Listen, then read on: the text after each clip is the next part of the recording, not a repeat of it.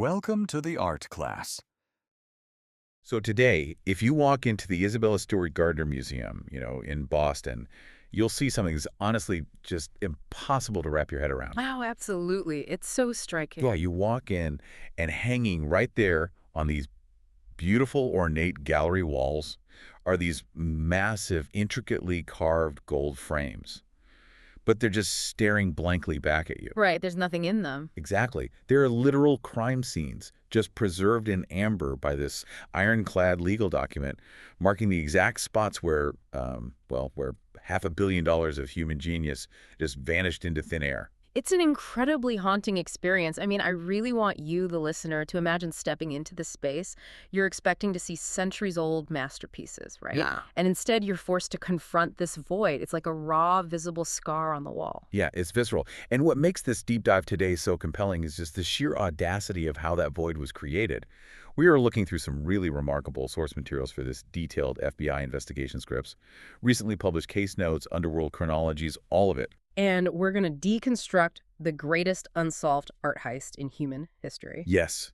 Our mission today is to look at the exact mechanics of how 13 masterpieces just disappeared, why a 35-year federal investigation is somehow still locked in a stalemate, and, well, the really bizarre reality of how the blank market actually handles stolen cultural heritage. Because it's not like the movies. I think people picture, Thomas Crown Affair stuff. But the reality of what happens to a stolen masterpiece is often much darker and far more chaotic. Right. And to understand how we got to those empty frames, we have to start with the environment, the cover of night. So the scene is Boston, March 18th, 1990. It's 1:24 in the morning. Which is the absolute tail end of St. Patrick's Day. Yes, exactly. The city is still kind of dealing with all the holiday rowdiness, so police dispatch is totally overwhelmed, units are scattered, the streets are loud. But just blocks away from Fenway Park, the Gardner Museum is dead quiet. Eerily quiet. Yeah. And inside, the security team consists of exactly two people. You've got Rick Abath, who's 23, and Randy Hestian, who's 25. And the kicker here, it is literally Randy's very first night shift. Oh, man. Talk about a catastrophic trial by fire. I mean, right, so at 1:24 a.m., the rear entrance buzzer goes off. Two men are standing outside, and they're in Boston police uniforms. And they look directly into the security camera. They state they're responding to a disturbance call in the courtyard. Now, standard museum protocol is rigid. You do not open that door for anyone after hours. Never. Right, without verifying through dispatch first, you just don't do it. But Abath makes a fateful decision. He buzzes them in. And that single button push, it basically initiates an 81-minute sequence that completely broke the art world. It really did. So the fake officers step inside, they immediately drop the pretense, and they secure the guards. They actually march Abath and Heston down into the basement and quite literally handcuff them to the pipes. Yeah, they duct taped them too. And from that moment on, the timeline is what totally baffles investigators. Right. Because, in a standard heist, thieves operate on this smash and grab mentality. You're in, you take the target, you are out in 3 minutes flat before any alarms trigger. Right, speed is survival. Exactly. But these guys, they took 81 minutes. Which, in the context of a robbery, 81 minutes is an eternity. I mean, it shows a profound level of confidence. They knew no backup was coming. They didn't run. They didn't panic. They just took their time. Yeah, and interestingly, they didn't bring any professional equipment either. No protective tubes, no padded crates, no rolling carts, nothing. Wow. They simply walked through the galleries, taking a sharp blade directly to the canvases, just slicing them violently out of their frames and then rolling them up or just carrying them flat. Okay, let's unpack this, because the FBI's inventory of what they actually walk out with doesn't read like a targeted shopping list at all. Okay. It's staggering in value, obviously, but incredibly strange in its selection. Very odd choices, yeah. They took 13 items total. You've got 5 sketches by Degas.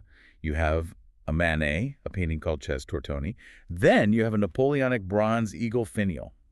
And then, bizarrely, an ancient Chinese bronze beaker from the Shang dynasty. What's fascinating here is the absolute incongruity of those objects. Right, like a beaker.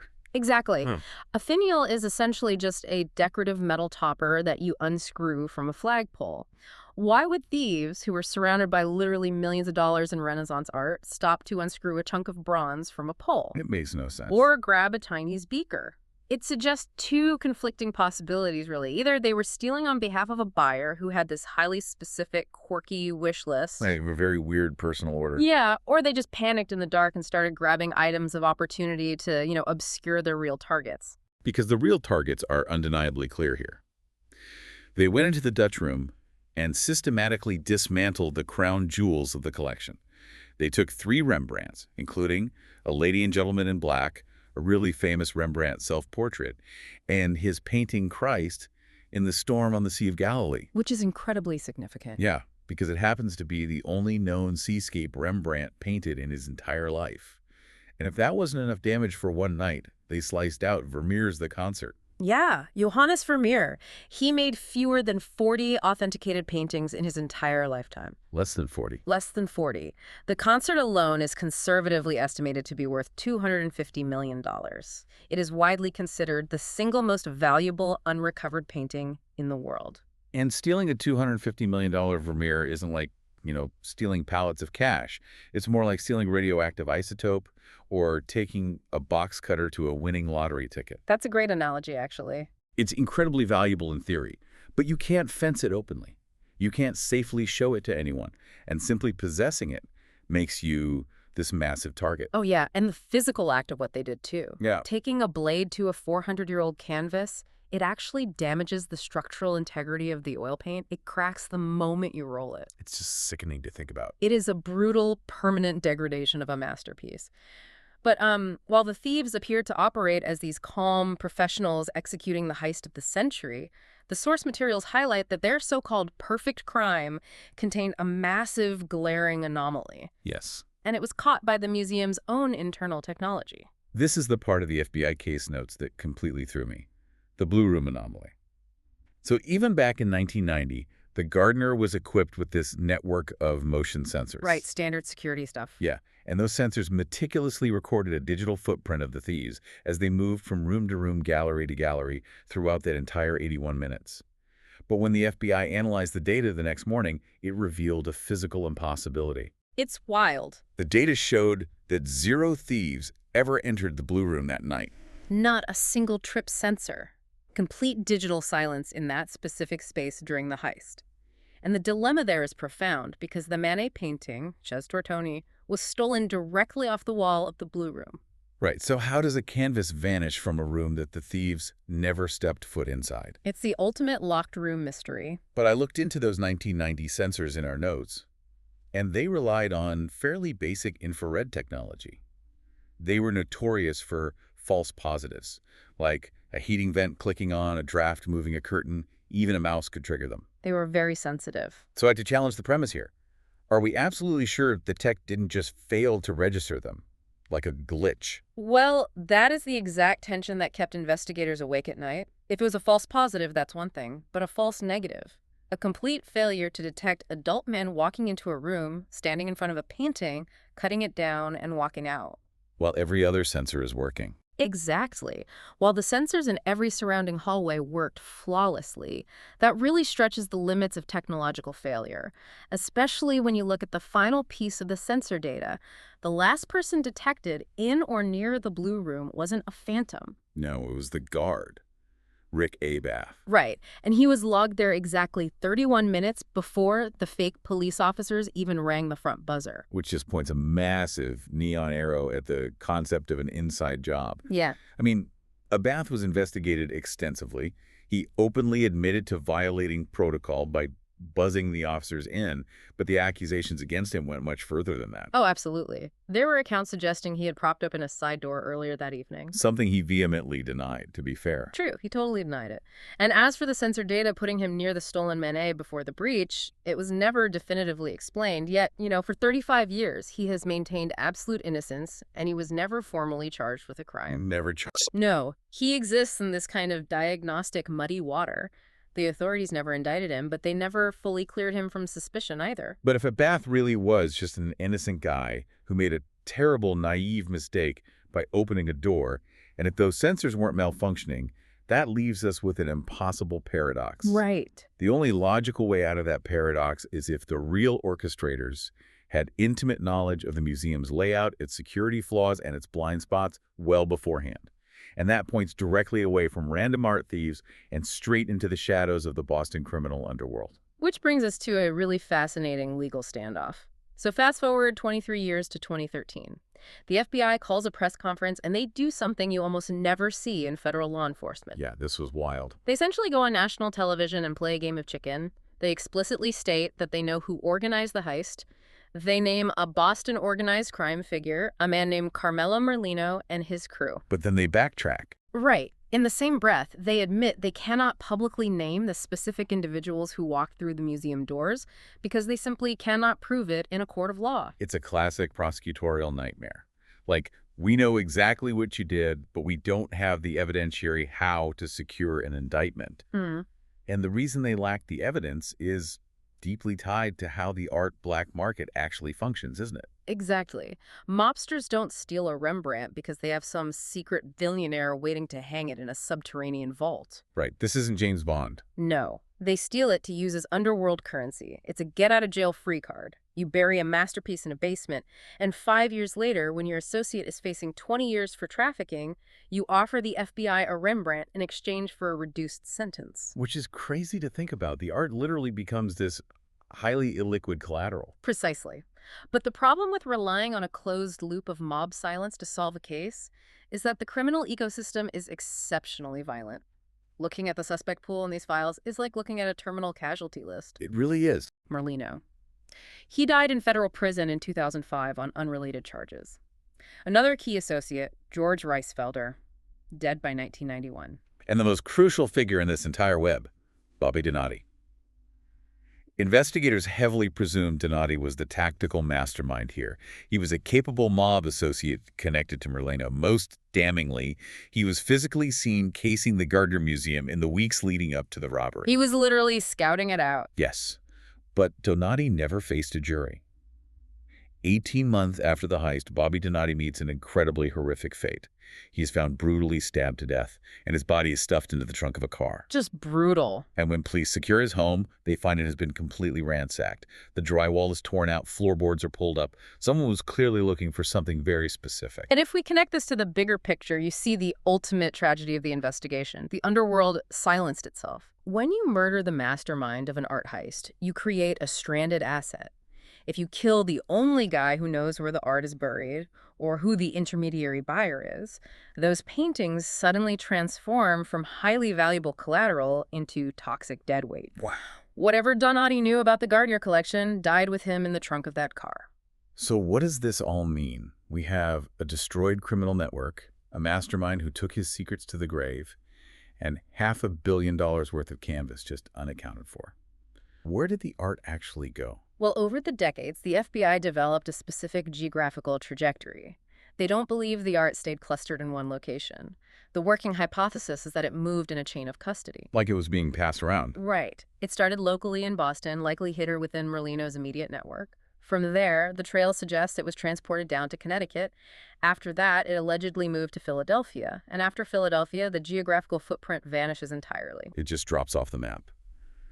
But that Connecticut link provides one of the most absurd details in the entire case file. So the authorities zero in on a man named Robert Gentile, known on the street as the Cook. The Cook, yeah. And by all accounts, he was a relatively minor mob associate, not some criminal mastermind. Yeah. But the FBI watched him relentlessly. They executed multiple raids on his property over the years. And during one of those extensive searches, they investigate a small shed in his backyard. Right, hidden inside this shed, just tucked away alongside a stash of illegal weapons and a significant amount of cash, investigators find a piece of paper. It is a handwritten list. Unbelievable. And clearly written on this list is every single one of the 13 items stolen from the Gardner Museum, complete with their estimated black market values, just sitting there in a garden shed. Like a grocery list. Exactly.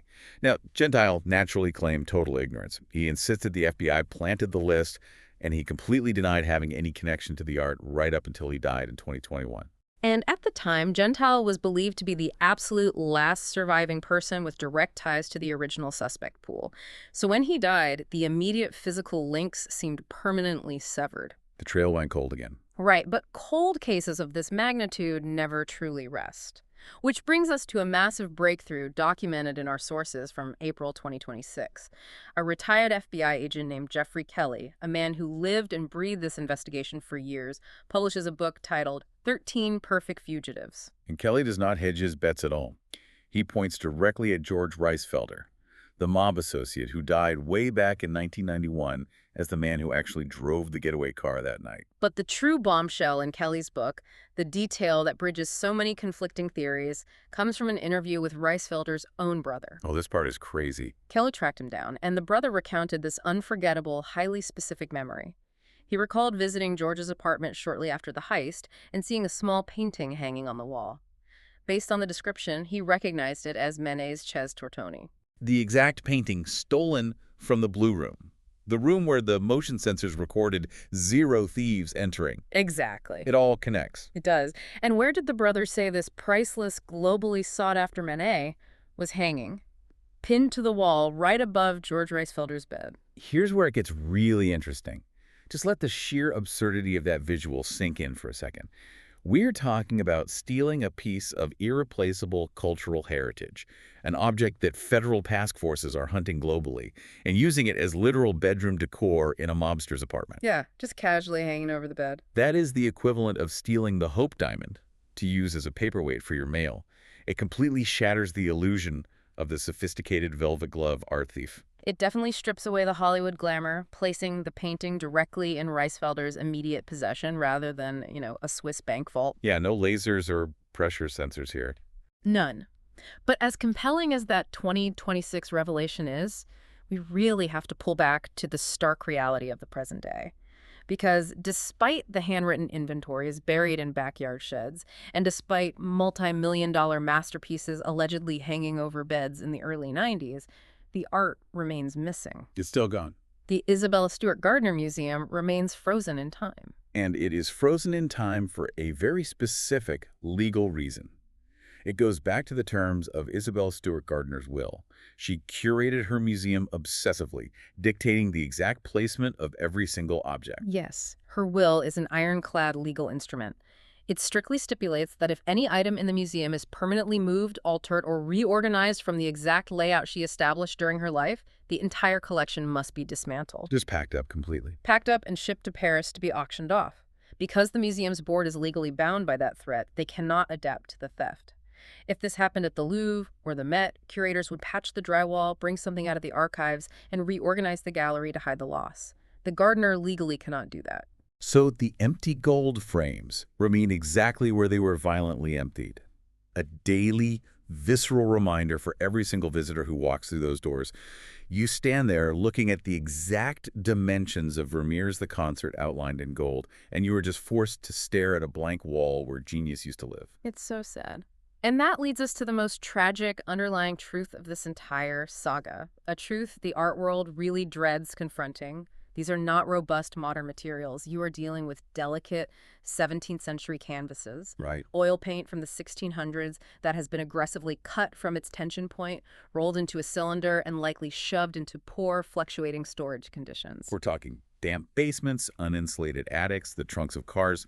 A canvas of that age cannot survive decades in the dark without strictly regulated climate control and professional conservators. I just can't. The paint flakes off, the canvas rots.